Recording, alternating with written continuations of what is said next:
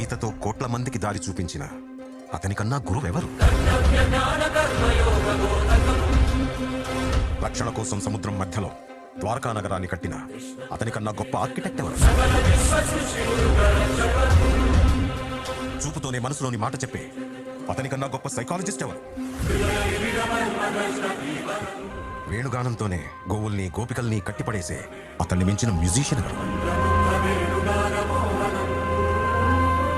నిత్యారోగ్యంతో ఉండే సూచనలు చెప్పిన అతనికి మించిన డాక్టర్ ఎవరు? ధర్మం కోసం యుద్ధం చేయమని చెప్పిన అతన్ని మించిన వీరుడెవరు? కరువు కష్టం తెలియకుండా చూసుకున్న అతన్ని మించిన రాజెవరు? హోమయాగాలతో వర్షం తెప్పించిన అతనికన్నా ప్రకృతిని అర్థం చేసుకున్న క్లైమటాలజిస్ట్ ఎవరు? అన్కంట్రోలబుల్ ఆర్పిఎంతో తిరిగే సుదర్శన చక్రాన్ని కంట్రోల్ చేసే అతనికి మించిన కైనెటిక్ ఇంజనీర్ ఎవరు?